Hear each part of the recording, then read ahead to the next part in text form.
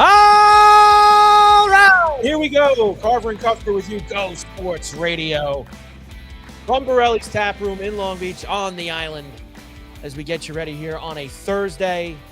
Beautiful Thursday. This is what I'm talking about. Getting in the 40s today. Some nice weather. Looking good here for us. Finally, that stone cold feeling we've had the last few weeks rolling up in Long Beach. Finally going away. I'm sure it'll be back, though. Very busy Thursday here today. We have a lot to do. Of course, college football playoff, semis, the next couple of nights, NFL wildcard weekend. I did find out this morning they don't call it Super Wildcard Weekend anymore. They have gotten rid of that branding. No more branding of Super Wildcard Week. It's just Wildcard Weekend now. I guess they didn't like it. So we have all of those games to go through. We've got some pucks. We've got some hoops. And how about Charlie Campbell from the UFC fighter, going to be in the house today at Borelli's, as we'll talk to him as well. Mike Carver with you, along with Paul Cuthbert. Hi, Paul. How are you? Good afternoon, buddy. Wow, new look here today. I like this. New look. And It's yes, spacious. we moved over a little bit because Paulie, I believe, is finally part of the Peroni Club. And that is why we have the Peroni back there with the Borelli's Tap Room logo behind us. Congratulations, pal. You made it to the Peroni Club. Yeah, I'm about 103 now. So officially Just in. brought the zeros, a new fresh batch of zeros in for you. You're good to go. It's good stuff. No, the reason we're opening things up here a little bit today because we have the VIP with us today, and that's Mr. Charlie Campbell. Yes. Talk some UFC and find out what else Charlie's into these days. We're gonna talk to Charlie in a little bit, in about 5 minutes, not even. But we got other things as well after. We got as I mentioned, all the football for this weekend. Another coach got chopped this morning. And why did that coach get chopped? We talked about this yesterday. No good. Well, not only is he no good, but when a guy like Harbaugh is available, Oh yeah. you clear the deck and you get ready. And guess what Stephen Ross has a lot of? Well, do you know what he has a lot of? What does he have a lot? Now, all NFL owners have this, but he actually is in like the higher tier of a lot of these guys. Kachish. Oh, he's up there. He's part of the B club in terms of billions. That must be nice. It must be nice. We'll get there one day, man. And I expect a complete full court press from Stephen Ross with the Harbaugh. Ross is a Michigan guy, so obviously knows his brother very well, knows the Harbaugh as well. This could come to now. Is that a spot where he wants to go? Well, what's wrong with living in Miami? Well, We have a problem with that. They're bringing in a new GM. Can he win in Miami? Not with Tua. They'd have to get a new quarterback. Tua's probably going to be out anyway. But still, Mike McDaniel chopped. Now 8 head coaches. 8 out of 32 teams are looking for head coaches now. And I'll do quick math for you. That is a quarter of the league, right? 8, 16, 32, 24, 32. A quarter of the league. Tell you, Harbaugh's just sitting back there, leaning back, just going. Well, he's not even gonna take any interviews until next week. He's got to bring the daughter back to college or something. I saw that this morning, and he's also gonna wait to see if any of these teams chop their coach this weekend that lose in the playoff games. So he, like you said, he's got all the power now. He could sit back, throw his hands behind it, then just relax, take the daughter back to school, bring her home, whatever he's doing there, and just let all of the offers roll in and the interest roll in. It's a nice place to be in. And even if you're Stepniak or McCarthy too, you got a good gig coming up, one way or the other. I don't know about maybe. You're gonna get a job. Maybe. What do you mean maybe? You never know. And nobody wanted to hire Mike last year. He got fired from the Cowboys. I don't know. Somebody's gonna take him. Maybe. Come on. I don't know. I think that there's this sentiment around that he's like a buffoon. I think that's kind of. I think with all the buffoons that have been hired in this league. Yeah, I think that there's a little sentiment that he's a little bit of a buffoon. And I think that that's part of why. They couldn't wait. Like I told you yesterday, couldn't wait to get him out of Dallas, running him out of the place. All right. So we have a lot of NFL and the 6 games this weekend. I'm pumped. Got some news especially Sunday at 1. Well, you got news? Well, it's brand new, but we have to announce this today. What's that? Anytime. Do I know about this? No, this is brand new. This is brand new. Breaking news. Any time of the week, any time of the day, night or weekend. If you come into Borelli's down here, if you're in the South Shore, on the island, you come down to Long Beach, you come down to Borelli's. You walk in here anytime, and mention the Carver and Cuthbert show here, CNC, you get a free Miller Lite draft. Is that right? True. Starts today. So a Miller Lite draft, if you come into Borelli's Tap Room at any time, doesn't have to be exactly during the show being on. Nope. Anytime you come in and mention it. It's 11:40 on Tommy, start Friday pouring night. them out. I just walked in and mentioned the Carver and Cuthbert show. Can you get me a Miller Lite draft, Tommy? I just walked in and said it. See how easy it is? That's all you got to do? That's it. I'm pumped. One now. per customer, though. You got to make sure you make this a clip. Make this a social clip. People know they come down and get a Miller Lite draft from Tommy. One per customer. But One thanks per to customer. Borelli's, that's some pretty cool stuff. Can't man. drink them all night, but you could get one. You can drink them all night. You just don't have to pay for the first Put it one. this way. If you're going out with like 9-10 guys. Well, let's say you're coming here tonight to watch Ole Miss in Miami, There you go. college football semi playoff. Don't even have to pull your wallet out for the first one. for the first one. You don't want to have more than one. I mean, I would. I'd want to have more than one. Look at that. It's on there already. I came in. I mentioned the show. Let me go get and it. the Hold beer's on. there. Bring it over. It's early enough. You can't drink all day unless you start at 12 o'clock. Thank you, Paulie. There it is. We're in. Charlie's about to come in. He thinks I'm nuts already. He's got the big jug of water. Probably we're gonna ask him. Probably getting ready for a fight. Probably getting ready. And this guy's drinking a beer at 12 o'clock. I can't have We it. lead different lives. We lead. That's all we it lead is. much different life. My kids were jumping on my head at 6:45 this morning. So I'm ready for one now. So we'll do that. I'm pumped for this Ole Miss game tonight. Yeah. With Miami, Indiana, and Oregon tomorrow night in Atlanta. So we have tons of stuff. Isles are in Nashville tonight against the Predators. The Hot Isles. The Rangers are home for Buffalo. You going? Garden tonight? Buffalo's going to win. The Rangers don't win at home Ah, anyway. Come on. Knicks got off the deck. They beat the Clippers last night Congratulations. at home at the Garden. So we have all of that to go to. All right, Charlie's in the house. Are we going to take a break and get Charlie set up? How do you want to do Let's it? get Charlie in. Charlie, right come now. on Let's up. go.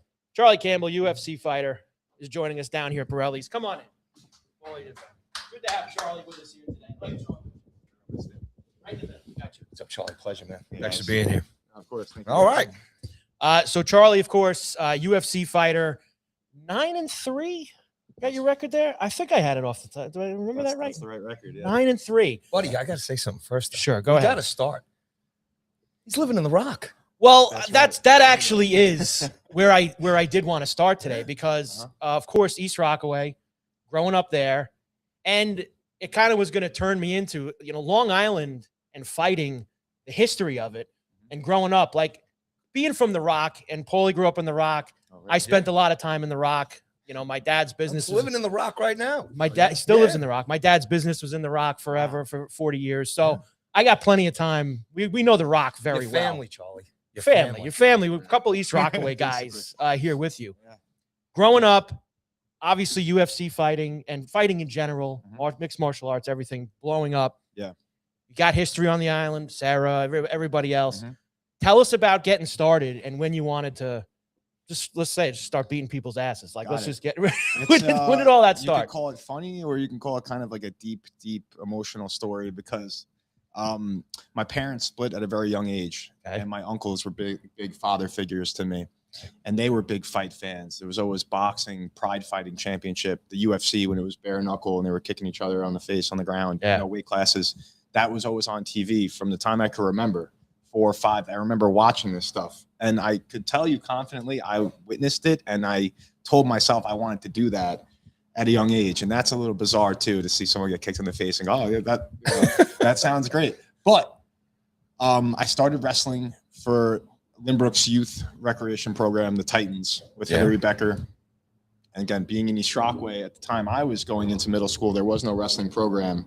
So I immediately went into jiu-jitsu and found Muay Thai and American boxing, and eventually fell in love with more of the striking side of it. But I never really stopped.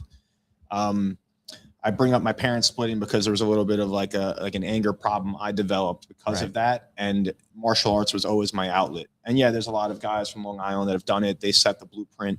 And I followed a lot of that. It's almost like a template of what you had to do and what you could try to do and what you had to accomplish to get noticed. And fortunately, I was able to brand myself a bit and just, obtain the skills and never give up. Really, it was just about surviving the nose. You know what I mean? What they say is just getting past the temporary failures to get where I want to be, you know? Surviving the nose also when you get hit in the nose. You got to survive that too. Survive the nose. Survive the nose. You got to survive that side of the nose also. Yeah, that always hurts. Because I'm sure that it does hurt when you get it.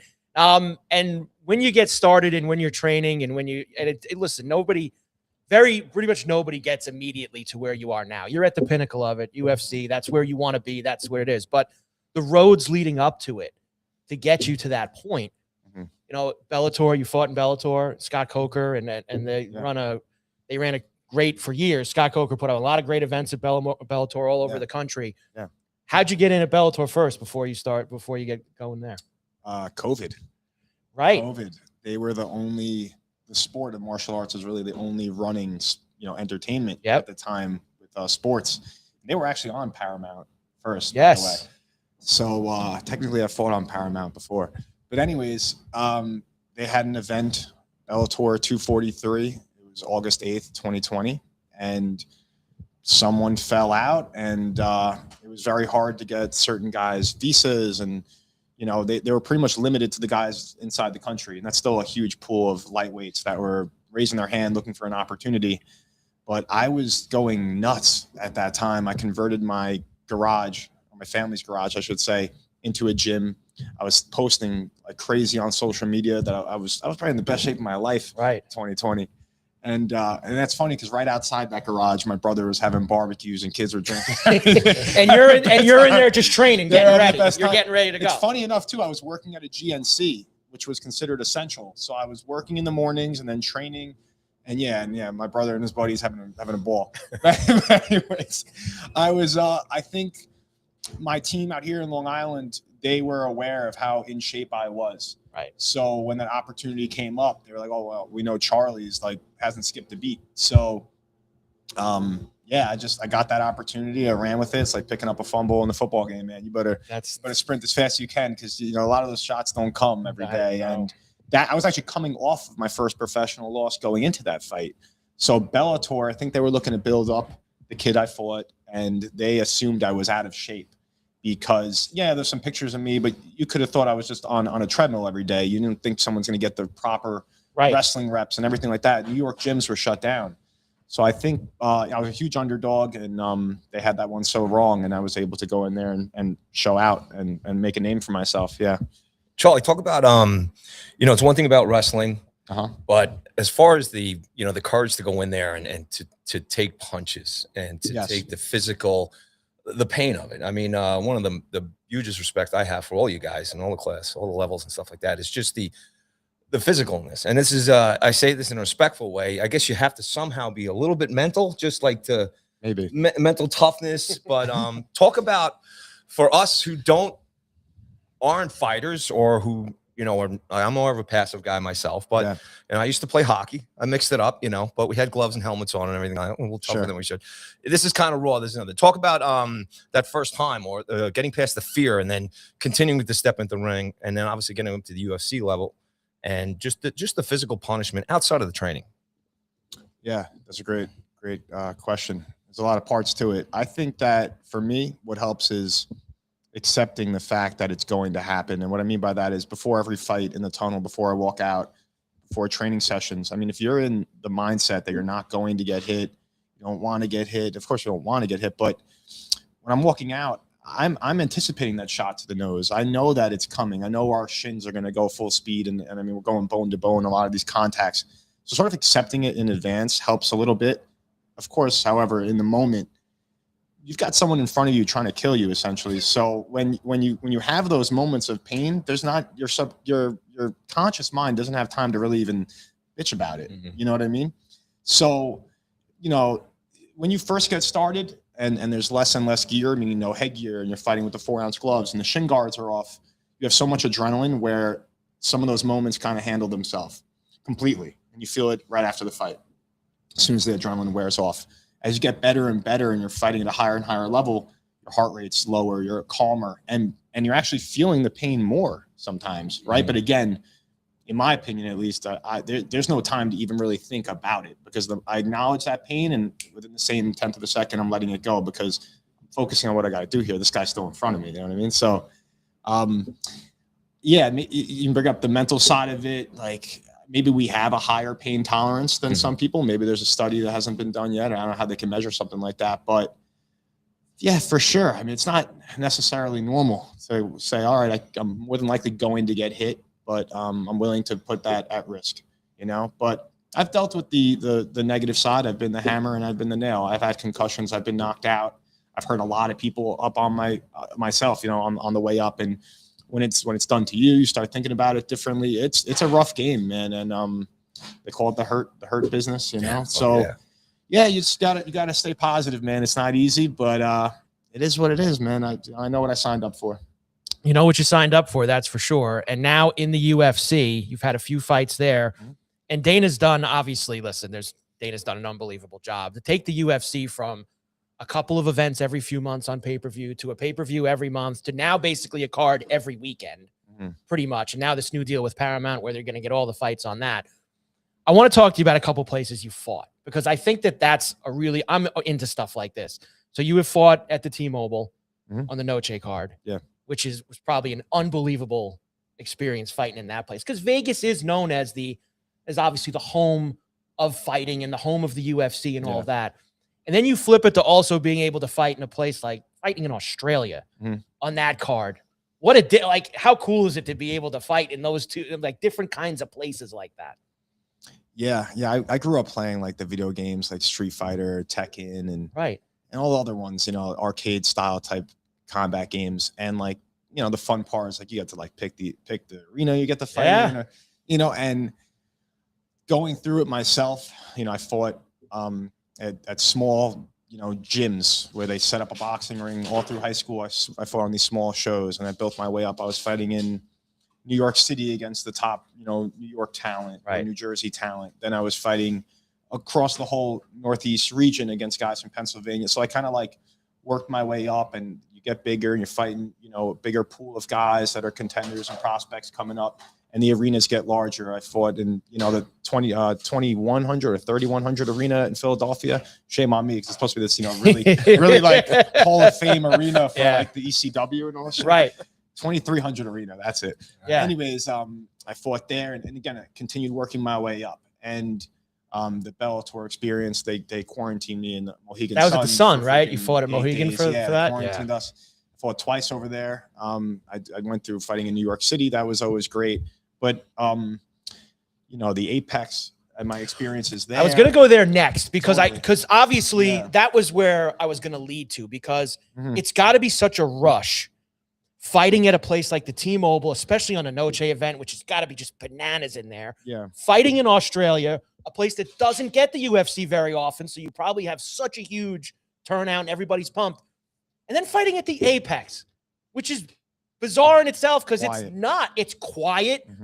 Like, how does it, like, do your emotions and does your level of energy, like, does it differ? Because you walk in the Apex and you're like, all right, I got to fight this guy, but you don't have that same like rush of 18,000 people in T-Mobile yelling at you. So every fighter is different, but you'll hear some fighters say they need that energy from the crowd, or some guys prefer that Apex where it simulates closer to what the gym is like, with less, you know, third party emotions and screaming. It's kind of anticlimactic, but what I practice is ignoring all those smoke and mirrors and all the things I can't control, right? So whether the cage is right there or it's in front of 80,000 people in that country, you don't I don't want to give it that respect or think about those things, because those are things I can't control. Ultimately, it's a cage. There's a person across from me. I've got to focus on a few things he's going to try to do. It doesn't help to get caught up in the other shit, you know. But there are some fighters that that's when they bloom, is when, you know, the crowd goes nuts. They need that feel. They need to come out down the tunnel, down the walkway, and they want to feel that going into the ring. I'm not going to say I don't love that. Oh yeah, but you've got to dismiss it. You definitely can't, you know, because you don't train in that atmosphere. So if you're training to do X, Y, and Z with your game plan, now you walk out, you're getting all that energy, and you kind of forget about all the things you know. You can kind of, I've fallen victim to that as well in the Contender Series. Even though it's a quiet arena, I still gave the show so much respect, and I gave how they marketed so much respect, and I changed up the whole way I would. I mean, I fought very aggressively, which kind of got me in trouble, but I really was aiming to do something. I was going over the top. I got myself knocked out because I was chasing the finish because I knew that I may not get the contract if I right. Meanwhile, I mean, that's not the best example, but I should have just, stuck to my game and not gave it F, but same thing with the crowd. The energy is great, but you've got to just, take your heart rate as low as possible. That's what I'm getting to really is it doesn't pay to get excited because you're going to blow your load. You're talking about 3 5-minute rounds potentially. Out of all those places though, what was your first like, holy F, I'm in the UFC moment? Like what was a holy cow, I'm in the UFC? Like you mentioned fighting in the Northeast and fighting in all those places. And I mentioned all these places you fought in the UFC. What was the first moment when you're like, holy cow, I'm in the UFC right now? Probably right after the knockout at UFC Noche. When I'm sitting there, I'm kind of celebrating in the cage because now I can let go of that. All the things that I work on with the mental techniques, with my sports psychologist, I just mentioned about there's the certain techniques, breathing techniques and ways of meditating to not give it the respect. But now suddenly the event is over. I've done the job, check that box. Now I can kind of soak it in a little bit. And that's when it hit me a bit more. I'm like, wow, I kind of completed a good portion of this childhood dream. Not a champion yet, but I'm like, hey, man, I'm here. I did it. Daniel Cormier's standing right there. They told me it's a commercial break, and they're going to interview me. And I'm like, what the fuck is going on? And you kind of have like an imposter syndrome. That lives constantly. But when you know how the brain works, you can forgive it for the thoughts it gives you. You know what I mean? So it's wired to be negative and make you doubt yourself, So. Well, that's kind of leads into my next question is being a part of the UFC now. Maybe talk a little bit about the community, the working, with the organization. We see, the toe-to-toe, the matchups, all the drama that's created, in terms of, you guys are going in there, like I said, to technically try and kill each other, in a peaceful way. I don't know. So a legal way, I should say. Yeah. But talk about the support and the future. Is it you got to keep winning or you're out, or is what's the road like once you get into UFC and then you rode down the path as far as the future? We bring up support too. We talked about East Rockaway. That was big, coming up, in all the local towns, even purchasing T-shirts that I would sell and tickets, coming out and watching me and believing in me. But now in the UFC, I still feel that local support. It's great. Here at Borelli's, we set up watch parties, and it's an amazing time. I see videos of everyone here, and you come down and pull the stick every once in a while too. I heard about that. Yes, how was that? I try my best. I tell the other bartenders, listen, if someone says something I either can't hear or say a drink, I'm just going to look at you and repeat it to you.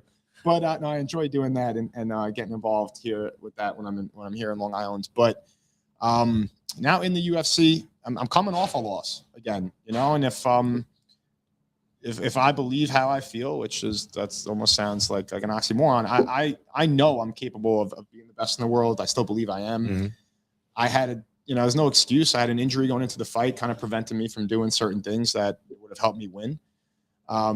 You do need to win. So coming off a loss, it's almost like, and again, it doesn't help to think about it because I need to just go out there, try my best. And I know that's going to be more than enough in most cases. But yeah, if I lose 2 in a row, that's not such a good thing, So that's going to make me try my best, and I'm prevented. And Charlie, excuse me, cool. Is there like a contract? You got 6-7 fights in the books coming up, or how does that work? Yeah, they're 4-fight deals. Gotcha, I fought 3 of my 4, and when you've won a majority, like 2 out of the 3, basically I have, instead of me becoming a sudden free agent, not that there's many other shows to fight for, but instead of me becoming a sudden free agent and fighting that 4th fight on my 4-fight deal, what they normally do is scrap it, rip that contract in half, and re-sign the talent to a brand new 4-fight deal where your 4th fight is your first of a brand new 4-fight deal. Awesome. So that's what I'm looking to do once I'm healthy. I'm still rehabbing and doing a ton of physical therapy for my knee. That surgery was about like 9 weeks ago now. And it was a meniscus repair. But it's feeling great. I did some stem cell injections. I'm really, really pushing it hard here in Seaford when I'm here in Long Island with the Movement Underground, Mike Stella. But the UFC Performance Institute, they take good care of us in Las Vegas. So I go back there January 14th. And it's just a battle of attrition, man. It's like how long can you be patient? It's a tough sport. That's that's the thing about it. Like you see, you're coming off surgery, you're waiting to get back in, and you want to get back in it there. That's like, it's what you love to do. You want to fight again. So I was going to say, what did they say? Maybe second half of this year, they think you can get back in for your next fight. Maybe after August, after July. When do they think you can get back in the ring and back in the octagon and fight somebody? There's a lot of communication up the ladder of like, from the Performance Institute staff. I would imagine letting the UFC matchmakers know that I'm feeling healthy, but I do that as well with my manager communicating with their matchmakers. So as soon as I raise my hand and I say, hey, the knee is good, we're ready to go, the UFC Performance Institute team agrees that I can do X, Y, and Z movements, no problem, and it's 100% healed. As soon as I raise my hand, I'm going to get a fight. Yeah, we're probably looking at the further side of 2026. Further side of 2026, because I know in November we always go to the Garden for the UFC. Yeah. And that's got to be a dream too, to possibly fight a UFC card at Madison Square Garden. That's where it's been since they got the deal in New York to start fighting here. Yes. UFC always does that event at the Garden, and I'm sure that's something on your mind of potentially fighting at home and bringing all that support you talk about around here to the Garden with you against somebody. Yeah. Now, I know you probably want to get in the ring before that. November is a very long maybe time. The second one, maybe the second. And that's another thing. When you fight and you're healthy 100%, how much time do you need before you get back in? Like in a standard, you come out of a fight healthy, you're good to go.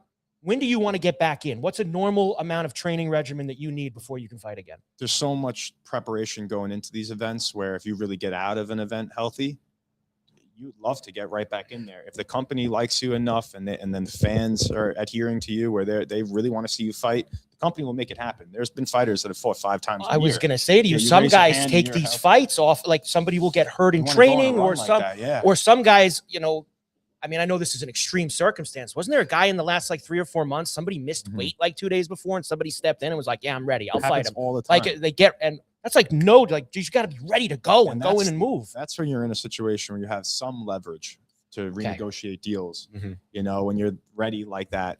But we were mentioning, what'd you start that with? MSG. Okay. No, that would be a dream. But like I said before, whether it's an MSG or Australia, I really can't care too much. No, you block it out. My job is to do.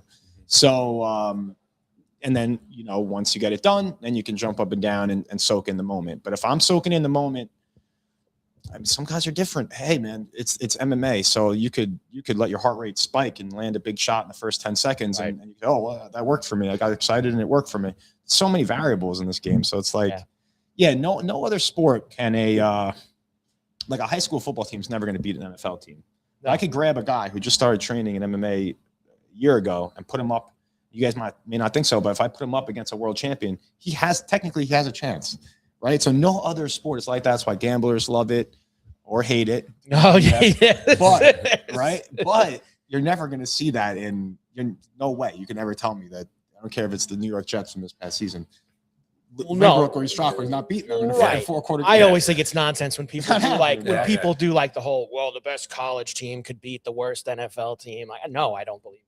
I don't believe that for a second. Like I just more likely not. Yeah, no, it's just not. It's a complete other world. As much as there's a 2-15 NFL team looks awful, they would destroy whoever wins the college football playoff national championship. They would kill them. Right, but in MMA,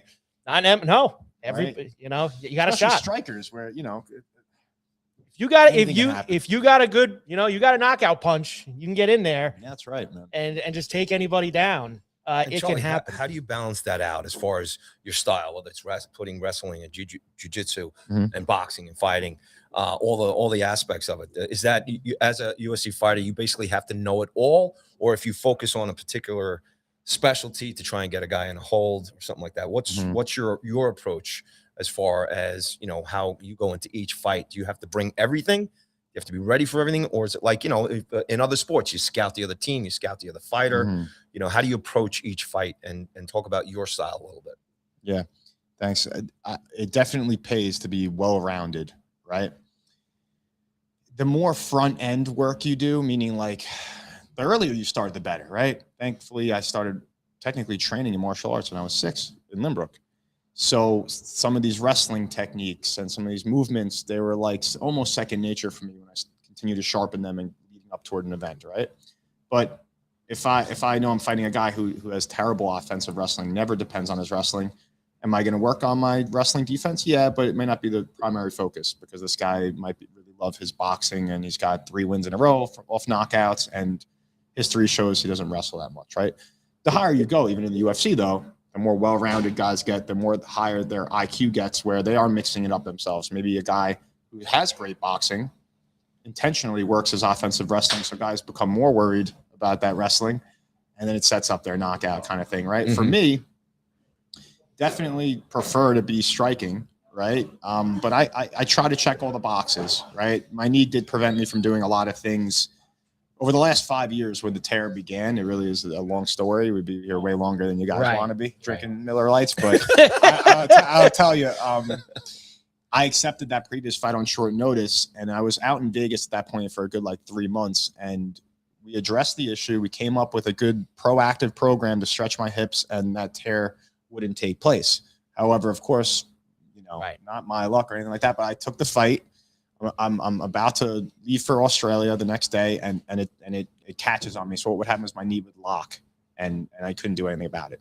So I didn't want to withdraw from the fight. I was still confident that I could beat him on the feet, and it was giving me some issues while I was out there in Australia. But I already just flew door to door 30 hours, so I'm like, it is what it is. Here we are. No, you're in. But yeah, no, I like to consider myself well-rounded, and you have to continue growing. Like I want to, when my knee is healthy, spend 3 months doing just wrestling if I can. You know what I mean? I want to. That's how you grow and become a champion. You can't just depend on the things that you're strong at. I think there's a lot of guys that can coast in the UFC and win 3, lose 2, and they're just happy, and that's what it is. Cashing checks. Yeah, listen, there's nothing wrong. There's nothing wrong with cash and checks. There's nothing wrong with cash and checks. Sure. But some guys, I can already just tell just by listening to you, you want to wear that belt. You want to wear the strap. Man, like that's what you're doing this for. And then look, money's obviously a great big part of it as well. But you have that hunger that you want to get that belt around you. I do, man. How out of a whole year, and I know right now maybe this year's a little different because, like you said, you're injured. Yeah. But on a regular year, how much time do you spend? Are you now more Las Vegas than here on Long Island? What's the percentage? Like, do you spend 9 months out of the year in Vegas? Is it the whole year? Are you just come here to visit? What are you completely set up in Vegas now at the UFC home? Yeah. Basically out here because of the holidays, and I'm really enjoying the physical therapy treatment I'm getting out here. But I go back next week, and you could say, basically about 9 months out of the year for 2026, I'll probably be spending out there, and just holidays and family birthdays, close friends getting together. I'll probably fly back to New York. You're a Vegas guy now. That's it. You're a Vegas guy. You'll always be a Long Island guy. All right, I'm from the Rock. But listen, for living expenses purposes and training with the sport, because I won't be able to do it forever, I've got to surround myself with the best opportunity. And I'm the guy getting in there, man. I'm the guy risking my life. So if it makes me confident to go out there and train, and anyone else is hurt emotionally for that reason, that's on them, not me, man. Now I'm the guy getting in there, man. I have a non-fighting one, Paulie. If you got anything else fighting wise to throw in, then I'll go the non-fighting route. Before we let Charlie go here is just to I want to just talk about his interest in other sports. That's what I was going to do. That's what I was going to say. So being a Long Island guy, who's your favorite team? Who do you root for? You guys are going to hate this. Oh, here we go. I'm going to Foxborough on Saturday because I'm a Charger fan. Okay. Wow. I will be there. I hope you win. I will be there. Now, what inspired you? I'm a Bills fan, so I want to. Look, football and I think sports is great. All of us, growing up on Long Island, and we already, the difference between Rangers, Islanders fans, Yankees, Mets fans, and Jets and Giants and everything else. But I have a bunch of buds too. Like he's a Broncos fan, but he's a Broncos fan because he grew up with Elway, or he's got a Cowboy cousins that are Cowboys. How'd you become a Charger fan? I watched LT, LaDainian Tomlinson. There you go. Play for TCU, and then shortly after, and he gets drafted, I played NFL Street on PlayStation 2. And I was like, oh, this is the same player I saw, and I became a big Drew Brees fan, which we all know would eventually happen with him, but. There's nothing else I can explain. I was that weird kid watching my computer screen, just the ball move back and forth, and the player would tell me what happened because they wouldn't televise the West Coast games really. They were prime time. Right. And listen, that's it. The love started. I don't know if it's. I've used a lot. You're younger than me. I'm not gonna say I've used, but I've allowed their branding and their color scheme to influence what I've done with some of my stuff, and Yeah, talk about the pads and the spikes and the name, the Cannibal. Yeah, all right. So one thing at a time. Let me think. So the pads. Again, my family and my uncles, they got together every week during the week as well for WWF, WWE, and I recalled Hawk and Animal, the Road Warriors, right? The Legion of Doom. Nice. So that just always stuck in my head, and I always kind of wanted to be a little like add some showmanship to it. I knew that it would kind of pay off to get more attention as well, and it just helped because there's so many guys trying to get into the UFC. So many guys that are trying to get into the UFC that are winning. There's so many guys that are trying to get into the UFC that are winning that are boring on the mic. So there's like certain things you either have or you don't, and there's certain things that you could gain and work on. So I just asked myself all these questions, and I figured, how can I do this, and what's going to make me have fun doing it too? I used to bite like every other toddler. Hold on a second, let me finish. Every damn person bit when they were a kid. Yes. I just continued to a little longer than I should have, and it just got kind of known in elementary school because Center Avenue has 100 people in the whole building. Yeah. And I don't know, it just kind of stuck. Even way before I even competed where they would announce my name, it just stuck, and it kind of rolled off the tongue a little bit too. That was it, man. I didn't have to try. It was almost organic. You know what I mean? The WWF and Hawk and Animal, I loved their look and the face paint and all that. And I'll probably continue to, not overdo it, but allow it to evolve with time and keep having fun with it. I'm just trying to have fun too, Well, when you come down that tunnel at the Garden one day, whether it's this year or another year, you're going to have all that. You got all that. I hope so, because they've been a little tight on what we could do and what we have to wear when we're entering. Right. I mean, it's tough to take all that gear off. Things could change. Things could change. Yeah. Things could definitely change. And, you've seen some champions like Alex Pereira, for example. He wears like a little bit like I don't want to offend anybody, but it's like an Indian tribe or something. Right. Indian like headset he walks out with. Yeah. So They allow some guys, once you get up there, to have some flexibility with their branding and what they do on their cameras. Those shoulder pads, I mean, I want them on camera as much as possible. Look great, they man. don't let me do too much shit. Yeah. There is one other fighting thing that I did forget because you just brought it up from doing there, and I'll do that before we go. How hard is it cutting weight? Because I watched being in this, and I've been in doing shows for a long time, and we talked a lot of UFC in some of the past shows that I've done, and we'll talk about weigh-ins and all this stuff, and you see some guys go up there, and even the girls too, and they go up there, and you can tell it's taken a toll on them to the point where it feels like, should this person even be fighting in there? How hard is that, cutting weight and getting ready and then throwing it all back on before you get to the fight 36 hours or 24 hours later? It's exactly what you're seeing. It's very, very hard. There's a lot of measuring and discipline that start potentially months out to make sure you're getting, you're leading up to that week of the fight where everything is beyond measured and you're not measuring much, you're not eating much, you're not drinking much. It's super tough, dude. It's got to be the hardest thing all week. It's got to be the hardest part. And it's crazy. Yeah. And it is terrible, but and again, there's a lot of things happening on the regional scene where guys are fighting. I'm saying outside the UFC, that they call it the regional scene. Right. Guys are cutting weight and they're not so knowledgeable on how to rehydrate. And they say the last organ to rehydrate is the brain. So they're kind of, they're going to get knocked out more than likely if they get hit, even half as hard as it needs to get contacted. But it's super tough, man. At least the UFC has nutritionist teams that help us. And some guys don't want that help. They have independent their own help, teams. and that's fine too. Yeah. But you definitely, it's a huge part of the game. It's almost, it sucks though. I'm not gonna lie. It doesn't look fun. Let's say let's say you walk around, just bear with me, at 180 pounds, right? It's been a long time since I've done it. I was waiting for that. Yes. I mean, come on. Same here. It's been a long time since I walked around a buck 80. And I walk around at 165 pounds, right? That's our walk around weight. And you're able to manipulate your water weight to fight at 155, to weigh in the day before and then rehydrate back up to 180. Now I'm 165. I'm not so great at that, but I can make 155. And then the maximum to get back up to is 164, 165. You're not getting up in that 180 right. area. So some guys are not as knowledgeable as others, right? Right. But if I don't do it, right? I mean, let's say you're the guy 180 going to 155. If you don't cut weight, if you fight at, let's say, 170, you might have a guy who walks around at 200. Really, that big shark coming down to You get get some of these guys that fight in 2 weight classes, and and that seems really different. Like Connor, when he was at his peak, did that. And McGregor I used to fight at 45. You fought at 45, huh? Yes. Wow. Yes. Yeah. And really that can't be easy. It just I could show you guys photos. They couldn't even get a pulse out of me. I was basically a corpse. You see doctors immediately. My hand was like purple, man. This wasn't my body. Part of my body thought I was dead.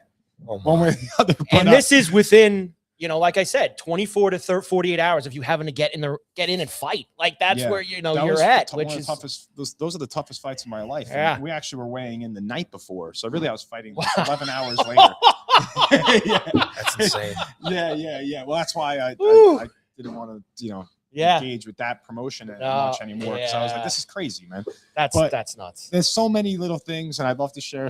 I'll send you guys. You're gonna come back, man. You're coming back. Yeah. When you come back, you gotta be behind the bar. One of these yes.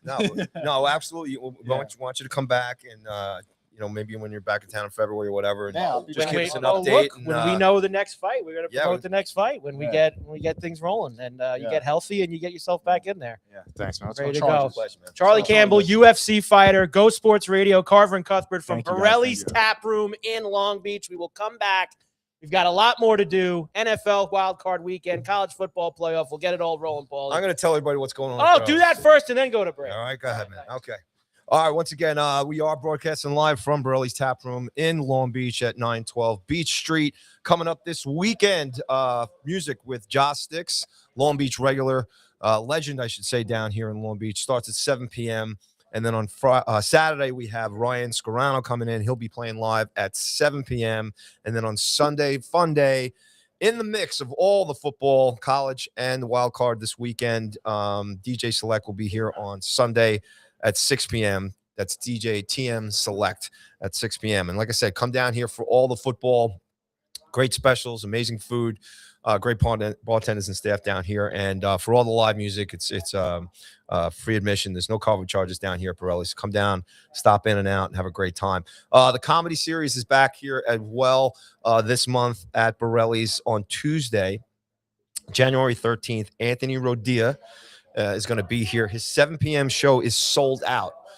There are a few tickets left for the 9 p.m. show, and you can go to Borelli's Tap Room, or you can go to Eventbrite and search Borelli's for the last remaining tickets for that show.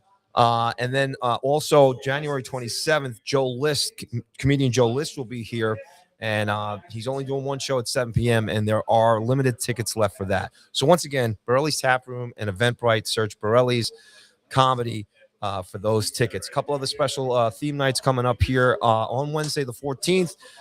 It's sold out. The mozzarella making class is sold out. They're going to announce a new one coming up, and we got some great stuff coming up in February that I'll let everybody know about.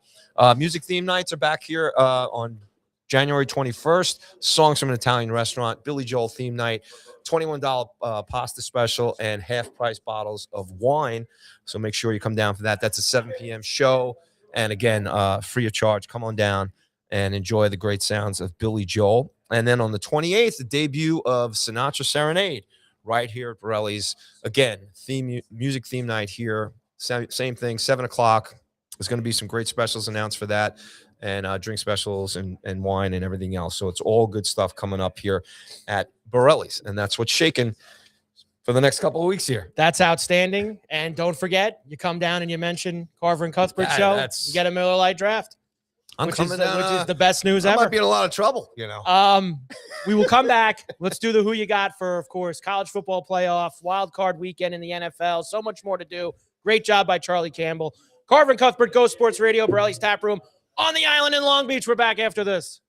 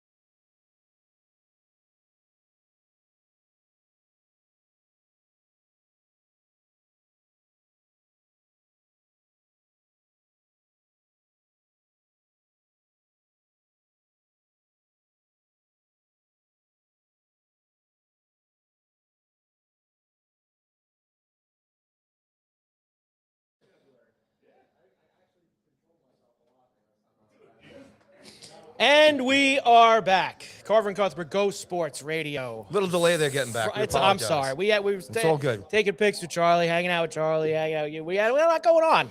It's a little bit of a different show today. We're a little busy. We got, your Peroni banner came. I mean, we have so many things to celebrate. The Miller Lights. It's just there's a lot happening for us today. I'm feeling like a Peroni right now. Actually. You should get a 0. Hey, get him a 0, Tommy. He needs a Peroni.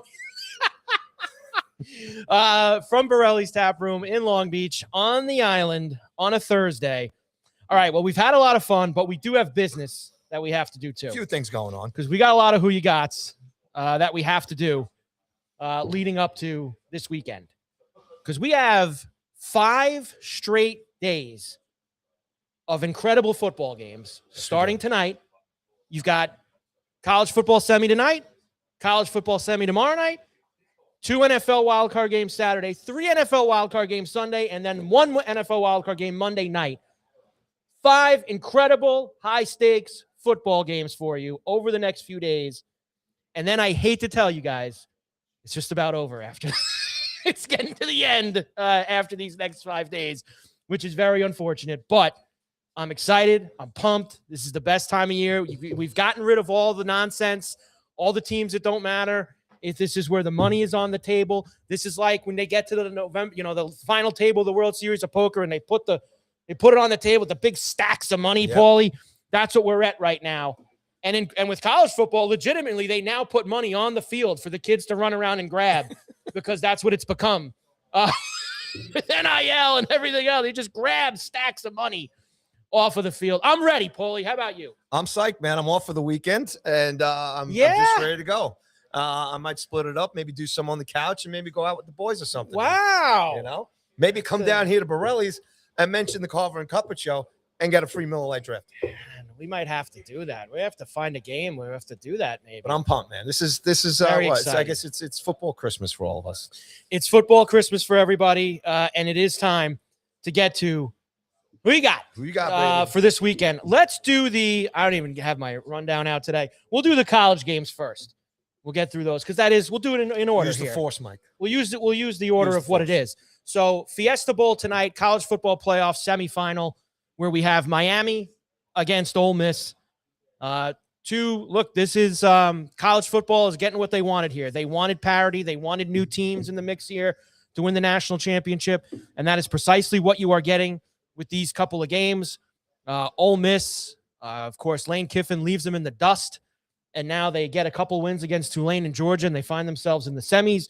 Miami was a team that on the bubble, should they be in, should they not be in? 2 incredible defensive efforts by them against Texas A&M and Ohio State to put themselves in this game. Miami is a 3.5-point favorite tonight. The total is 52.5. This Chambliss was unbelievable for Ole Miss in the game against Georgia. Miami's D was so good. I'm very torn on this game tonight, Paulie. I'm very torn. Maybe it's a quarterback duel between Beck and Trinidad Chambliss, man. If that's the game and it's a quarterback duel, Ole Miss will win. I don't think Beck is not the reason that Miami is here tonight. They are here because of their defense and their running game. And that is what they are going to need tonight to win this football. I think if this becomes like the Ole Miss Georgia game last week and Chambliss is back and forth and up and down the field, I don't think Miami wins that game. That's not their game tonight. They need to slow this game down like they did with Ohio State and pound the football, run the ball, play great D, and go. That's, I think, their blueprint to victory here, not back and forth and up and down. I don't think Beck can do that. Yeah, it'll be interesting to see how Ole Miss and their offensive line.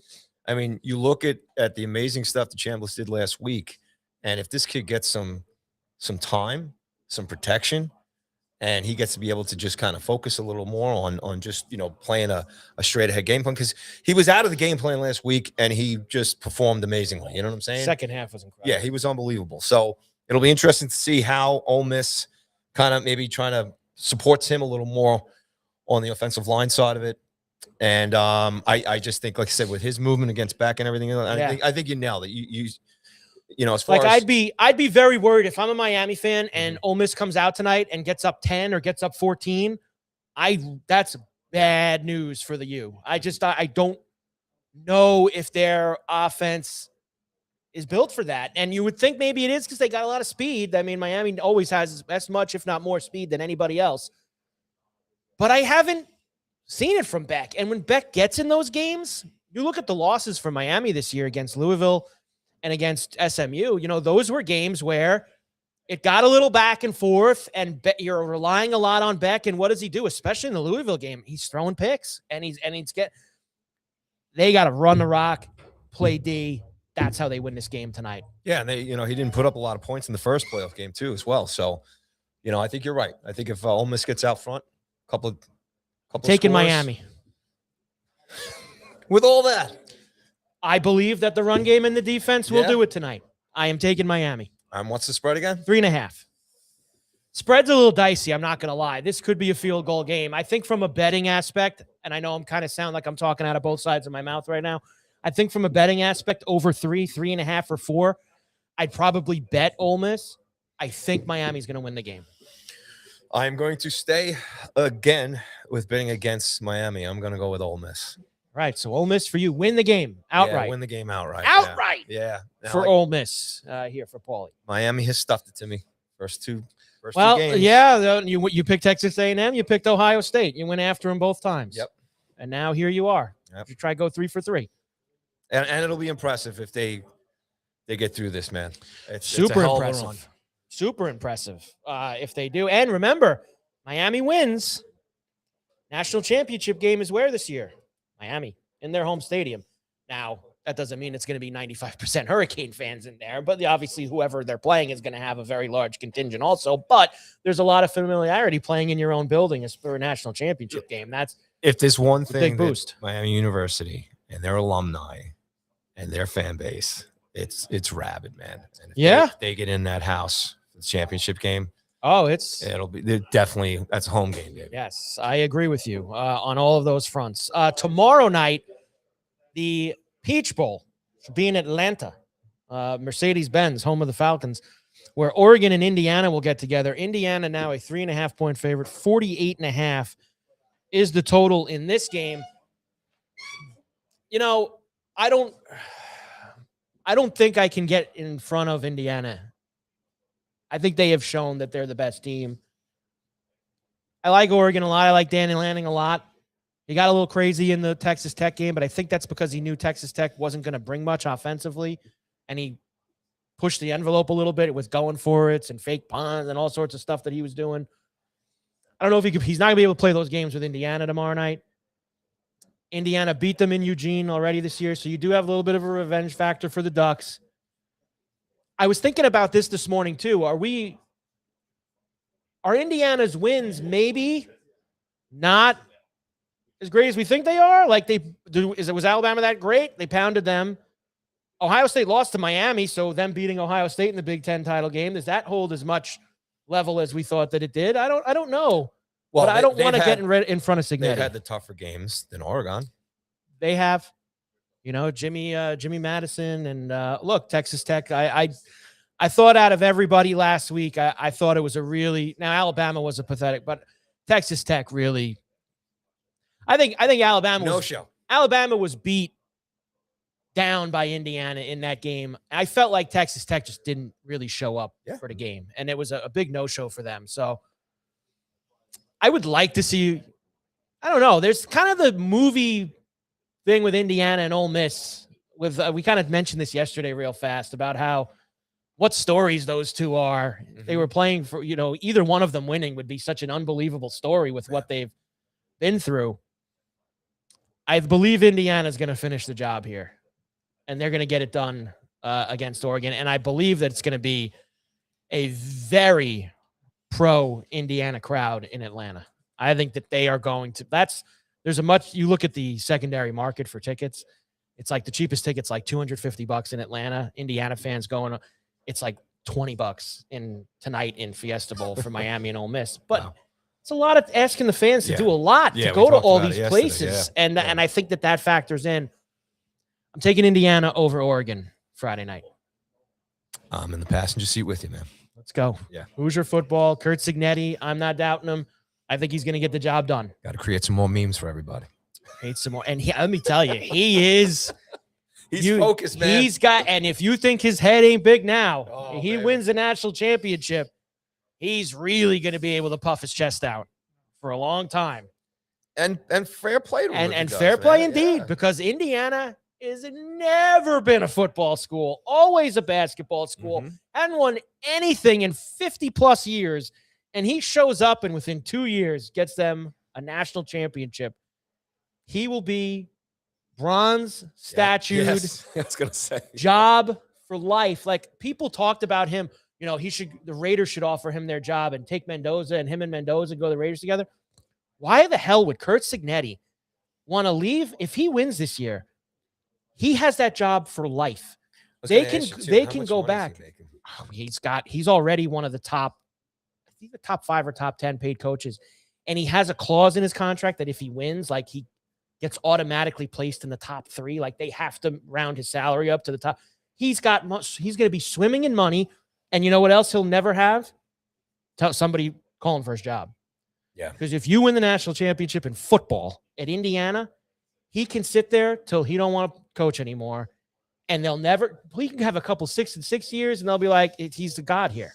You know, he won a national title. It's an interesting take as far as, you know, where these guys are, as far as, you know, being successful in college and having that kind of control, having that kind of power.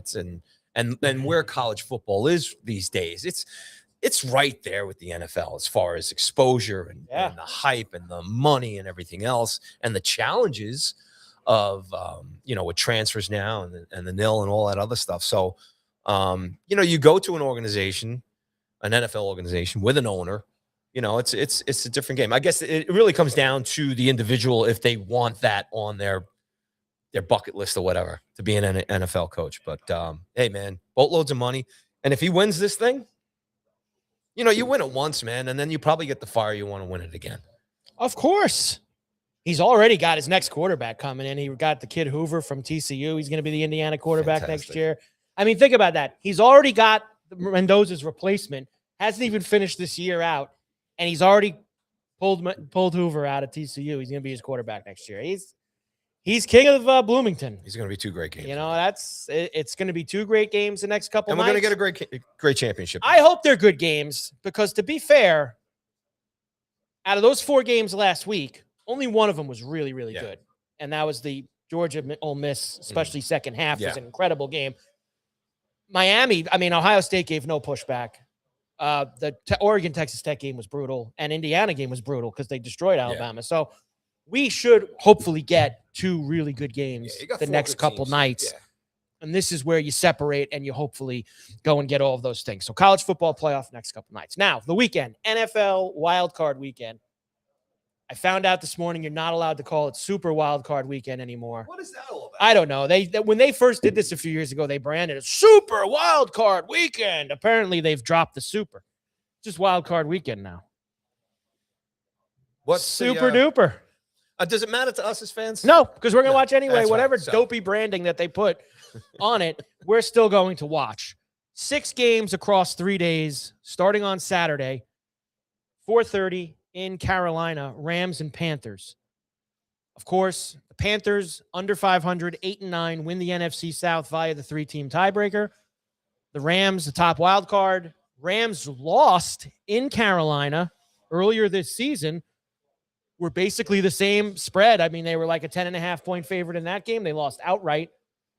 Stafford had a bad day. Carolina played Jekyll and Hyde. Carolina played really well that day. And they were able to take him down. I don't know.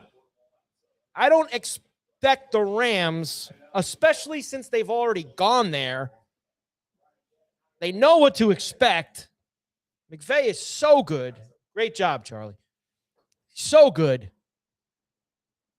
I don't know about covering the 10.5, but the Rams are going to win this game, Paulie. I know listen, look at you. They're 10.5-point favorites. They're going to win. Yeah, no kidding.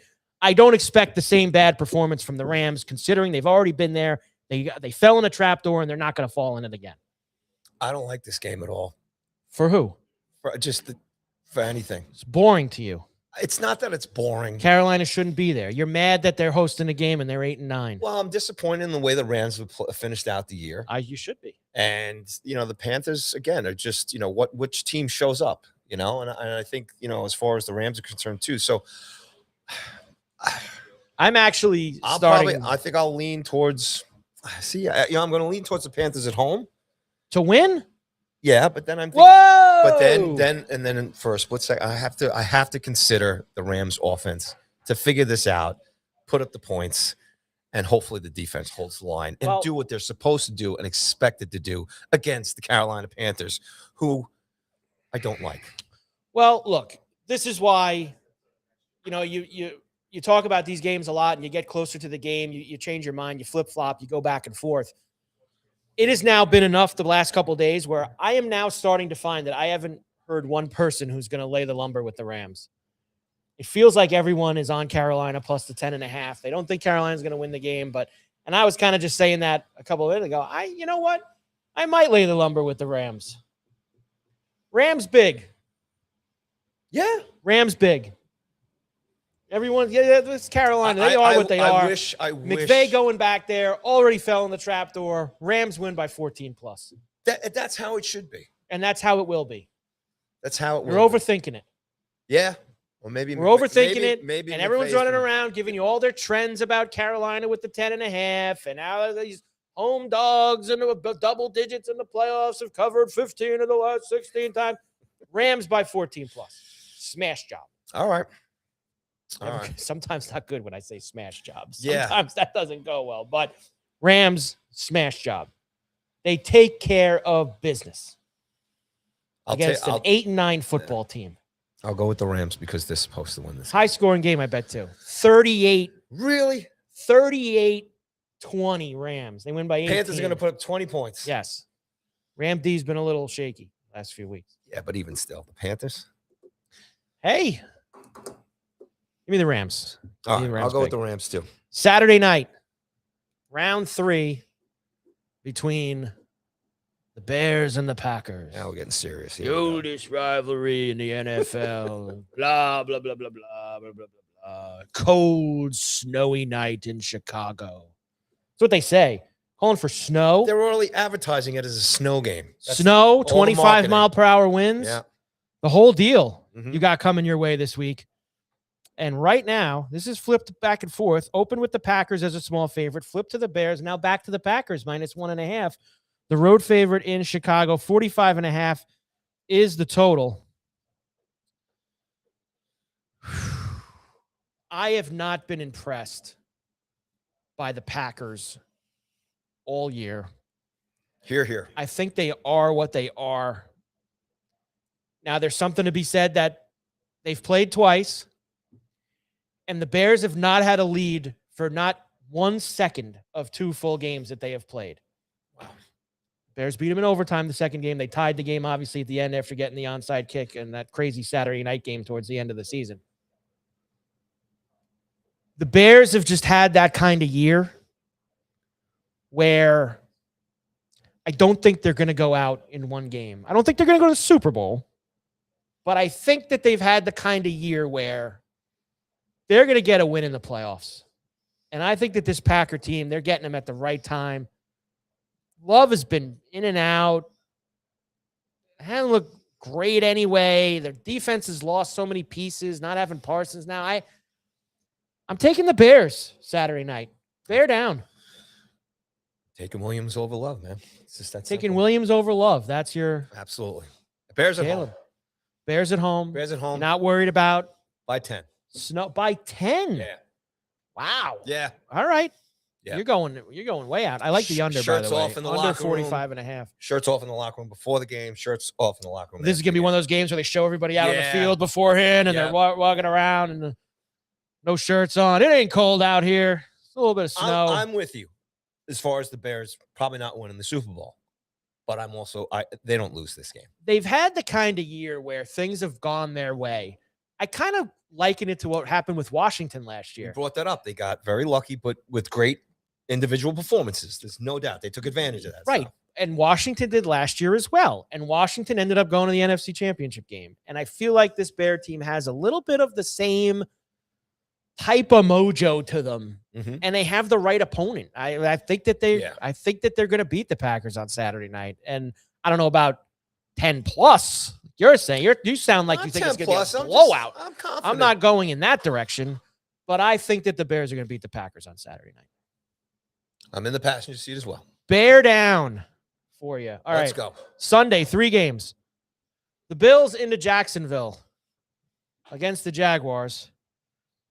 The Bills are also, like the Packers, a road favorite, -1.5. 51.5 is the total, biggest total of the weekend. Jags, as you know, AFC South champs.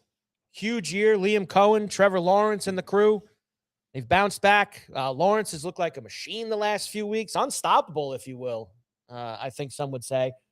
And here comes Josh Allen with all the narrative this week. Well, there's no Mahomes, there's no Lamar, there's no Joe Burrow, there's no excuses. He has to make it to the Super Bowl. He has to do this. He has to do that. Even though he doesn't play defense or make the decisions as the head coach, but he has to do everything. The Bills have not won a road playoff game with Josh Allen as the quarterback. Sean McDermott has not won a road playoff game. They lost in Jacksonville the year before Allen was drafted with Tyrod Taylor. I am taking the Bills. Bills win in Jacksonville on Sunday. Will not be easy. It will be a very tough game, but I'm taking loads and loads and loads of playoff experience over the last few years from everybody on that team versus a team that deserves to be there but does not have the loads and loads and loads of playoff experience that the other side does. I think that sometimes we build these narratives about these games, but I really do believe that in the playoffs, this stuff matters, especially when it's this much of a difference of playoff experience. The Bills, this core and this group on both sides of the ball has been there every year. They've played 1 billion playoff games against a team that's had an unbelievable year, but it's kind of their first time there. Now, Lawrence has played in the playoffs before. It's not like he hasn't. But as a whole unit, this is all new. And for Liam Cohen, too, as the head coach, coaching in his first playoff game. So I am taking the Bills, Paulie, to get it done on Sunday in Jacksonville. Well, I hope for you as a Bills fan. And picking the Jags. You and everybody else. I hope you guys win the game. You're taking the Jags. But Duval County. I think this is where Trevor Lawrence breaks the schneid here, finally wins the big game.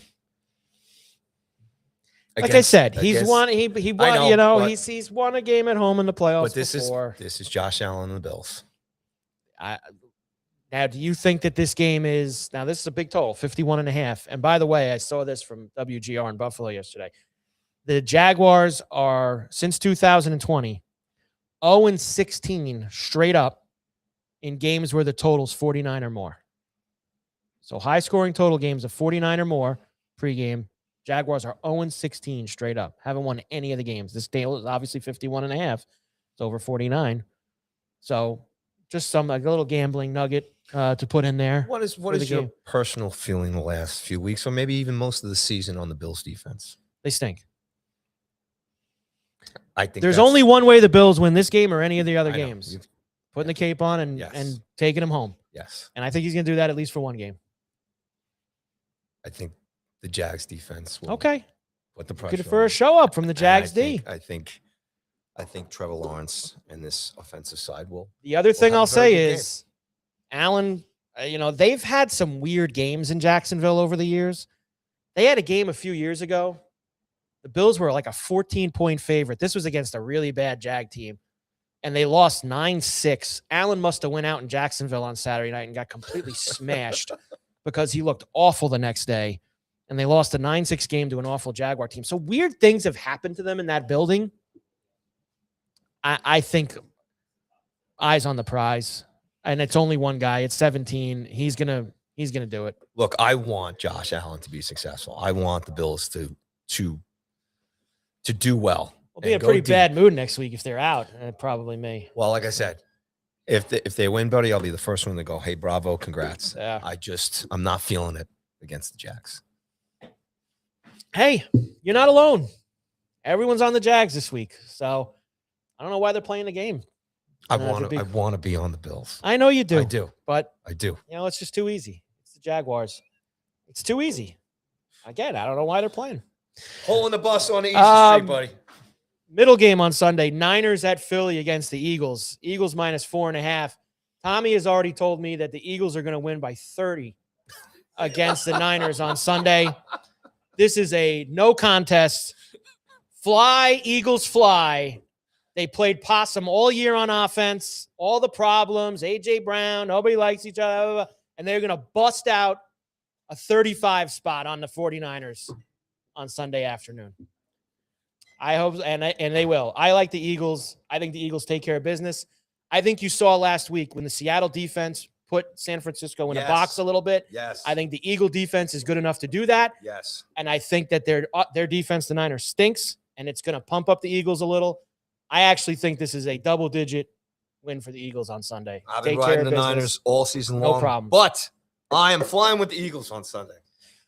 Tommy loves hearing this. See, everybody fly, Eagles fly. Down at Borelli's on Sunday at 4:25. Look out. Here come the birds. I think the birds are a sleeping giant here. Well, look, I think if you look at it big picture in the NFC, and you just look at all the teams, and I think you can make a case for, you make a case for just about everybody except Carolina probably to go to the Super Bowl. Definitely, yeah. So 6 out of the 7 teams you could probably make a case for. At the end of the day, you really think the Bears are going to the Super Bowl? Nah. You think the Packers are? I don't. No. That leaves you Rams, Seahawks, Eagles.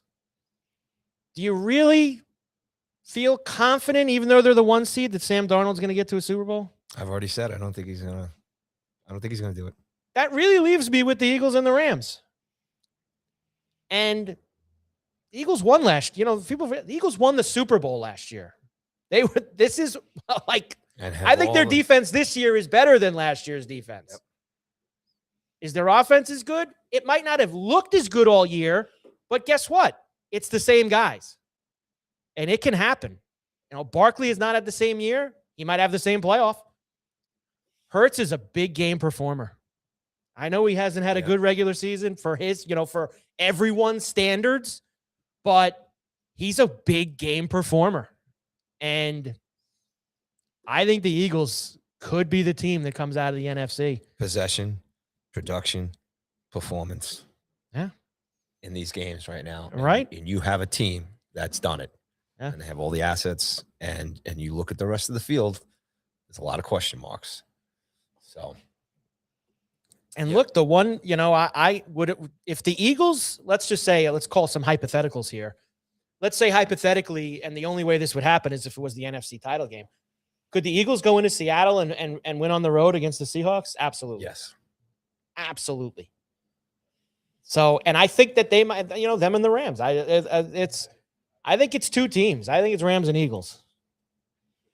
And if they ever butted heads, the game's in Philly like it was last year.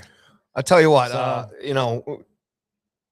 if the Bills and the Eagles get to the Super Bowl, we're going to have, either way, one hell of a party down here, bro. We will. We'll have a big party. And I'll tell you what, I hope it does happen because it will not be the same game we saw 2 weeks ago. No. That 13-12 game that we had with the Eagles and the Bills, it will be a completely different game. I think it would be a high-scoring game. I think it actually be a wild game if they played a second time. Indoors in different conditions. I think wherever that game in Santa Clara. Can the Bills defense help Josh Allen get there? So wait, both of us Eagles big. Yes. For game 2. Yes. Game 3, Pats and Chargers. I almost feel like I have to pick the Chargers because Charlie Campbell is a Charger fan and he came on today. So I feel like I almost need to do that, but I'm not going to. Even though I felt the need to do that because Charlie was here. I'm not going to just go out and reach there. I do, if there's one like gambling bet that I love this weekend, and obviously I'm involved in that stuff. Yes, you are. The under 46.5 Patriots and Chargers on Sunday night. I believe that this is going to be a game where Jim Harbaugh is going to take the air out of the ball. He is going to limit possessions. He is going to make this a grinded out game.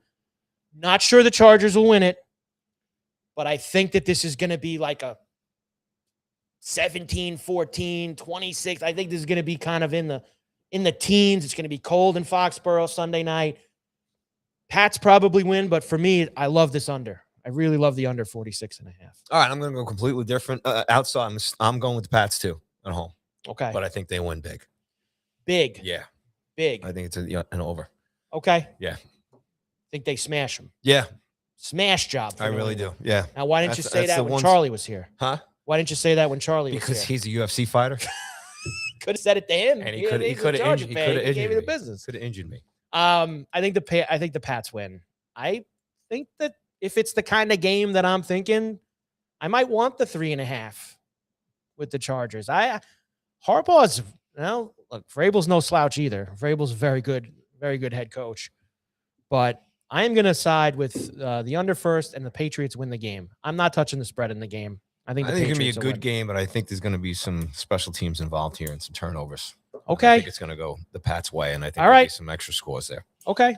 So your Pats big. So, I mean, you might not. I mean, Eagles big, Pats big. I mean, some of these games, they're going to be very watchable, it sounds like, from you. Could be some blowouts. It happens. Wild card weekend. Yeah. It does happen. Monday night, Steelers and Texans. Your Texans. Woo! You've adopted the Texans. Well, you know who I'm taking in this game. Texans are 3-point favorites on the road in Pittsburgh. 38.5 it's down now. It's 39 this morning. Now 38.5 is the total. The Steelers haven't lost at home on Monday Night Football since before we were both born. I'm not kidding. I think it's more like 91 or something like that was the last time that the Steelers lost at home on Monday Night Football. The Texans have never won a road playoff game in their history. 0-6. It's going to change this week. It's all going to change this week. It's all going to change this week. Not worried that the Texan defense hasn't looked the same the last few weeks. They were kind of chewed up by Riley Leonard in the first half last week of the Colts. Taking it easy last week a little bit. All right, that's okay. That's fine. You know, they ain't going to take it easy on Monday night. Okay, so you think bad scene for Aaron. Old man Aaron. Old man Aaron and the Steelers. Bad scene for Pulled them. out a couple of miracles last week. Came down to a field goal. I think C.J. Stroud, he has his moment. And I think the Texan train just keeps on rolling. Well, I'll give you my first surprise of all these games. I'm taking the Steelers Monday night. Right. I think the Steelers are going to beat Houston. It's not a bad I pick, man. I think that, well, listen, I mean, I think Tomlin. I'm not going. I think that Carolina would obviously winning outright would obviously be the major upset. I don't think it would be a huge upset. The Steelers, they're only 3-point dogs. I mean, the game's at home. I understand. I think there's a major coaching advantage between Tomlin and DeMeco Ryans. I think DeMeco Ryans has done a really good job the last few years with the Texans. But I got to tell you, torch is handed off. he is a brutal in-game coach. I don't think he's a very good in-game coach with some of his decisions. I think Tomlin's got a major advantage there. I think there's something about the Steelers at home in these games that I think what you saw in the first 3 quarters of the Ravens last Sunday night, they pull you into these games and they're kind of wonky and sloppy. And there's just, you don't want to be wonky. You won't want to be wonky. And I feel like that the Steelers are going to get the Texans in that type of game. I think, field goal kicking is going to be, I think it's a tight game. I want the points with the Steelers, and I think they can win the game outright. I really do. I think it's a lot that, the Texans have been really good. But I'm going with the old guys, right. Aaron and Tomlin. I'm going with the young. Okay. Turn Aaron it over. And Tomlin, I'm going with. Turn it over, Texans. Turn it over for them. So NFL wild card weekend. This who you got thing is our segments are gonna be shorter now, man. It's getting a little sad. It's not gonna be. But who you got? With the Isles of Nashville tonight, and with the Preds, it'll be who you got in that. Rangers Buffalo tonight at the Garden. Who you got there? Saberhood, baby. Well, one thing you can do, because we only do have a couple minutes left, is you do have to one more time let everybody know what's going on here at Borelli's, Carver and Cuthbert, Go Sports Radio, Borelli's Tap Room in Long Beach on the island, where, yes, if you come in and mention Carver and Cuthbert show, anytime, Miller Lite Draft, you get one. You get one. And then pull your wallet out and buy a couple more after that. But you get one when you come in. Just got to mention the two handsome guys. That's all. Mention the two handsome guys, and you get that. But tell us what else is going on. All right, this weekend, live music with Josh Sticks on Friday night, 7 p.m. And Saturday night is Ryan Scarano at 7 p.m. as well. DJ TM Select here on Sunday. No cover here all weekend long. Sunday fun day here with all the football all weekend long. CFB. And the wild card. So get on down here. Live music, food, great stuff. Comedy series continues here in January as well. On Tuesday the 13th, Anthony Rodilla is here. His 7 p.m. show is sold out. There are low tickets remaining for his 9 p.m. show. And then Joel List, low tickets left for his only show at 7 p.m. on January 27th. Go to burleystaproom.com or go to eventbrite.com and search Burley's Taproom Comedy. Theme nights return back here as well on the 21st. It's Songs from Italian Restaurant with the Billy Joel theme night. $21 pasta special dinner, as well as half-price bottles of wine. And then the debut of Sinatra Serenade is on Wednesday, January 28th. Going to be food specials there as well and drink specials. So check that out. Again, no cover for those as well, too. So just come on down, enjoy a great night of music on both of those music theme nights. And the mozzarella making class is sold out on the 14th. There are new pasta and sauce classes that are going to be in special event nights here in February. And we'll have more on that next week. So there you go. Football and music all weekend and great food and drinks right here at Borelli's Tap Room, 912 West Beach Street, Long Beach, New York, on Long Island. On the island. Football, baby. Let's go. This is a great weekend for it.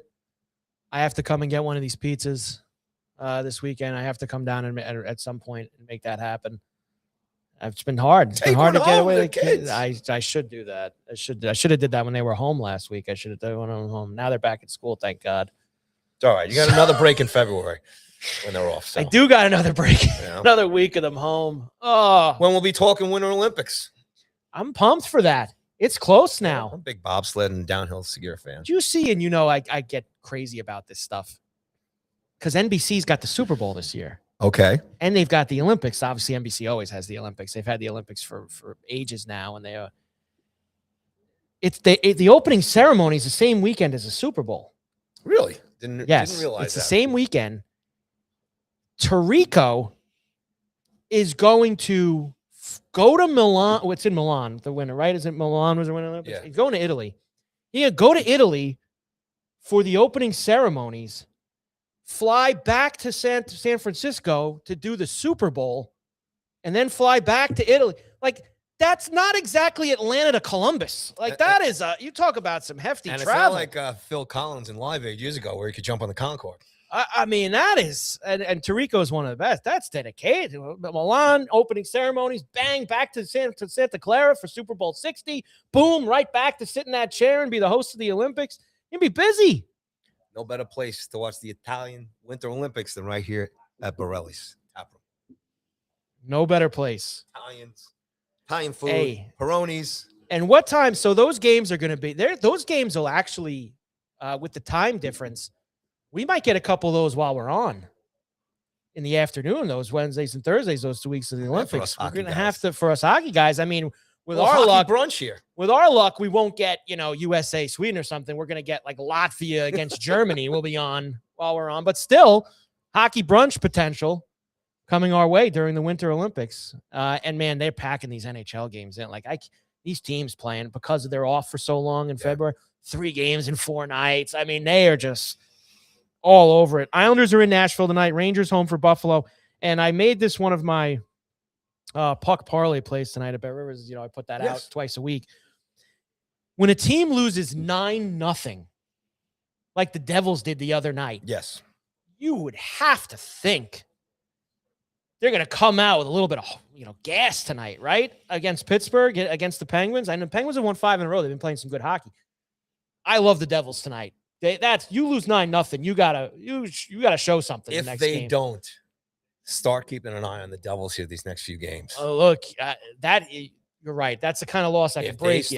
Yeah, I mean, I expect a big bounce back from them tonight. And you know, the Penguins have been, you know, they're another team that's like the rest of the NHL. They win 5, they lose 5. They win 5. You know, the Penguins are a very up and down team. They're on a little bit of an up right now. But Jonathan Quick against the Sabres tonight at the Garden. Sabres have won 11 out of 12, I guess. Something in that area. Sabres. How about this? This is how bad it is for the Rangers. The Sabres are favored tonight at the Garden. They're the favorites. Yeah. The Buffalo Sabres are favored at Madison Square Garden against the Rangers. They beat a that is unbelievable Florida team.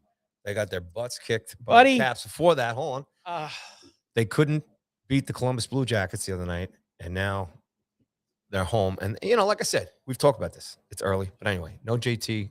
I don't think he's back, right? Igor's out. Yeah. Foxy's still out. Yeah. And they just don't have the offense, and the Sabres have been lighting it up too. So they can put up Quick's going to be busy. But he, you know, fair play to Quick, though. He's known to put in a stopper game. I believe. You know? The New York tri-state area parlay tonight. Islanders, Rangers, Devils. All win tonight. All 3 of them. All right. All 3 of them win. A lot of love. A lot of love. The Knicks beat the Clippers last night. Go ahead. And they go on. Say in a hockey note real quick. Give me a hockey because we talked about yesterday and the Winter Class and everything. What'd you think about that up? I love it, man. I love Looking for a way for them to get the Winter Classic back off the ground. Go out to the snow mountains. They listened to the show yesterday. That's what I wanted. It might have been. I mean, maybe. Gary was there. They had him right out there at Rice Eccles, where Utah plays. They had him right out there, ready to go. I mean, and let me tell you, you talk about propping a place like an expansion. I know it's Arizona. The owner's great. Owners are great. I understand. 2 years in, they give him a big event like that. That's how you talk about throwing them a bone. I mean, there's teams that have been in the league for decades and haven't gotten a Winter Classic yet, and they give one to Utah. So look, I think it's fantastic. It's the whole mountain thing. It's Winter Classic. It's cold. It's going to be outdoor stadium. And you like that they put a team that's probably going to win the Cup this year. Yes. Colorado, Starr and McKinnon, other guys on the team. Yep. Kind of starting to build maybe a geographical rivalry with the two, maybe try to do something like that. You know, Utah's got a couple of good young stars in there. There's a good head coach, and you got the stars on Colorado. Sure. Boom. I'm watching that one. I'm in. So they got you. They did it. They made up. Will that one have more than the million viewers that the Rangers and Panthers had on Friday night? I think they will. I think they'll hit 1 million. I think they will. I didn't realize how late we went. Look at that. We had fun today, and now it's past we better get rolling here. Knicks start a 4-game. They never play well on the West Coast. They're in Phoenix on Friday night, and they've got stops in I had it out in front of me before you brought up the Winter Classic. Phoenix, Portland, Sacramento, and Golden State. They stop at on those 4. They never play well on the West Coast, so we'll see if they get a little energized after beating the Clippers last night and get themselves going. All right, Paulie, great job. We'll be back next week, Wednesday and Thursday, noon here, Borelli's Tap Room in Long Beach on the island. For Carver and Cuthbert Go Sports Radio. Great job by Charlie Campbell today. Yes, thank you, Charlie. UFC fighter for coming in. We enjoy all the games this weekend, and we will be back next week. Go Sports Radio from Borelli's. Have a good weekend.